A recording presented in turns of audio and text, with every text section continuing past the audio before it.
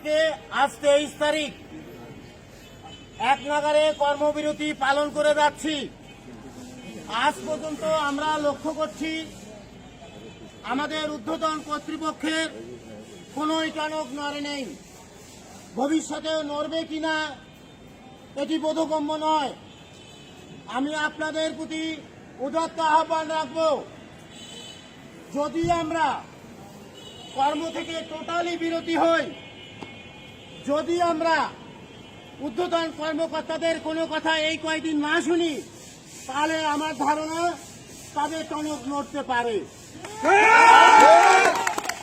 যদি তাদের সমস্ত কর্ম সম্পাদন করে দেই, তাদের যে সমস্যা সেটা যদি আমরা সমাধান করে দেই, মনে রাখেন আমাদের পদবি পরিবর্তন হবে না, তারা আমাদের জন্য এক কেশও অগ্রসর হবে না।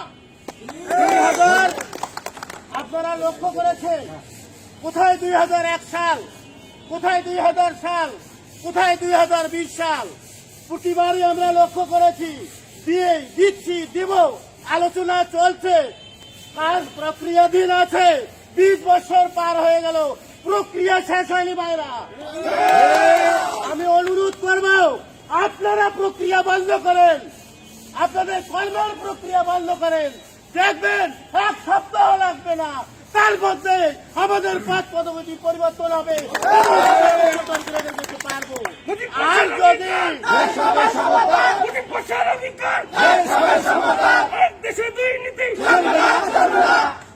আমাদের দাবি, আমরা ন্যায্য দাবি করেছি, আপনারা দেখেছেন 8,200 টাকা, 73,000 টাকা প্রমাণ করেন।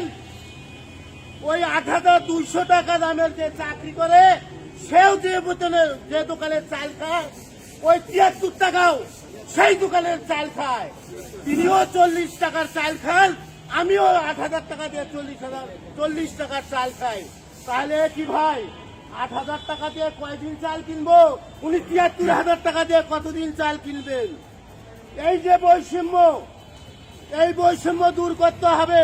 দেশ একটাই, বিভাজন প্রচুর, মতবিভেদ প্রচুর, কিন্তু একটি মতে কেউ আসতে পারি না। আপনাদের সুবিধা আপনারা ভোগ করছেন, বাড়ি গাড়ি চাকর বাকর সব আপনাদের।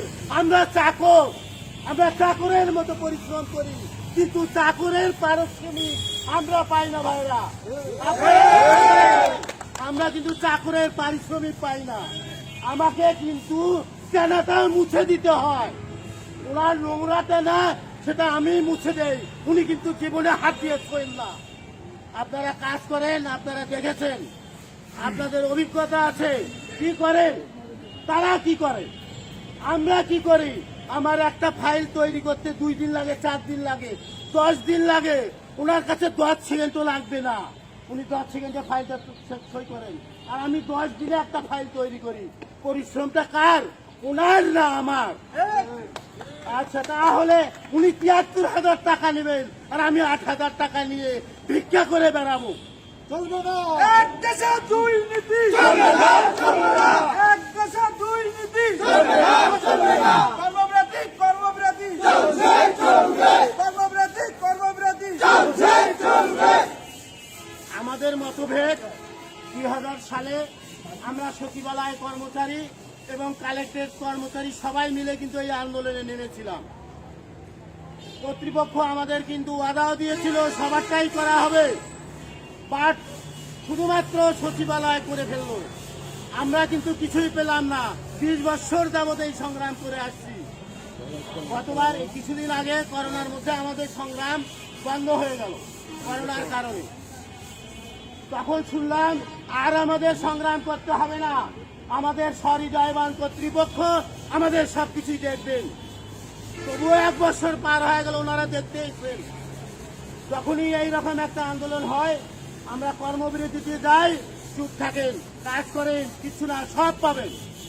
আজ পর্যন্ত একটা চুচাও দেয় নাই, একটা চুচাও আমাদের ভাগ্যে পেতে নেই। আর যে এইভাবে যতদিন চলবে, আমাদের ভাগ্যে কোনো চুচা চলবে না। ওনাদের সুযোগ সুবিধা ওনারা ভোগ করবেন, সবকিছুই ওনাদেরকে আমাদের করে দিতে হবে। মাঝখান থেকে হবে কি আমাদের বাসায় লাথি করে আর কিচ্ছু নাই। আমাদের পেট চলে না, আমাদের পরিবারের আকাঙ্ক্ষা আমরা মিটাতে পারি না যে বেতন ভাতা পাই। আমার বাচ্চার আবদার আমি মিটাতে পারি না, আমার বাচ্চাকে আমি ভালো স্কুলে পড়াতে পারি না, আমার সন্তানকে আমি কোনো ভালো জিনিস দিতে পারি না। আমাদের কোনো অধিকার নেই, আমাদের দেওয়ারও কোনো অধিকার নেই, তাদেরকে দেখারও কোনো অধিকার নেই। সব কিছুই তাদের। আমরা শুক্র শনি এমনকি বন্ধের দিন, সরকারি ছুটির দিন আমরা অফিস করি, দিন রাত পরিশ্রম করছি, আবার যাওয়ার সময় খালি হাতে বাড়ি যাচ্ছি।